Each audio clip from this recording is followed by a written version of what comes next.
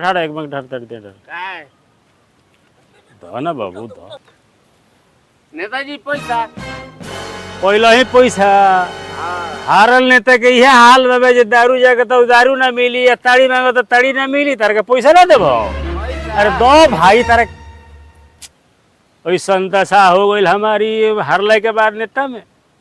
आई यार क्या कर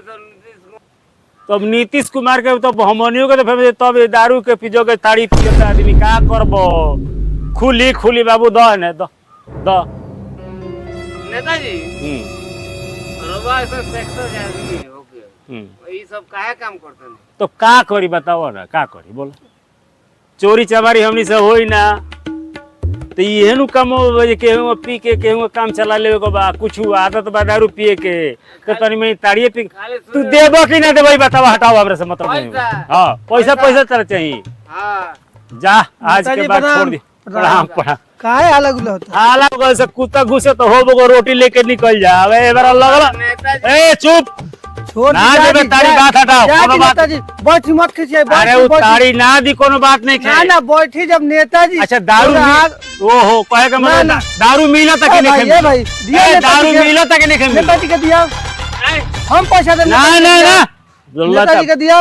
हटाओ ना भाई वो सब ना ये दिन के बाद भेंट आज के बाद अब दारू खुली दोसर सरकार आई अच्छा जाय दिन टेंशन ले काम नहीं खे कुछ दिन ए महाराज कोनो दिक्कत नहीं खड़ो बैठी ना रो कम पियो त ए देवता और गोड़ छुअत ना ना नेताजी न ई काम ना येहू को तो पहले गोड़ छुइले छ ऐसा में थोड़ा हम पहले ऐसे छुअत खर उ तो छुए ओ पहले वोट अरे वोट मांगे के जाए के पहले हम गोड़ छुइले छ ओकरा बाद बदल जाला बात अलग हो गई तब हार गइल बानी तब से का हो गई ढेर लोग देखो तो पीली पीली अरे छोड़े महाराज ढेर लोग देखा था उसे कोनो मतलब नहीं के ठीक बा अरे प्रणाम प्रणाम रहो महाराज दारू पिए खाते ताड़ी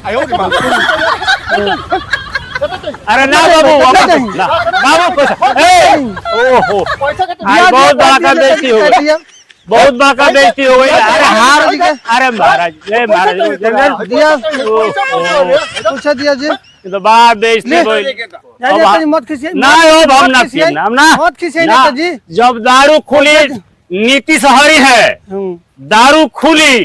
तबे दारू ताड़ी पियब ना ताज के बाद ना पियब ले नेताजी के जिंदाबाद हम पियत इनका के हरावे के बाद के जगह हरा दियो बस बात खत्म बा जो हमारे ने मिले खातिर लोग शेयर नहीं है तो इतनी समाचार रुपए लोग ठीक बानी हां ठीक बात है अरे महाराज ना ना ना महाराज ताड़ी ना ताड़ी पी के तेरे नहीं ठीक बा ना ना ठीक बा ठीक हम ज्यादा नहीं ठीक बा ठीक बा सब ठीक बा ना ना ना ना ना वोट देवे के बड़ा फिर देखल जाई हां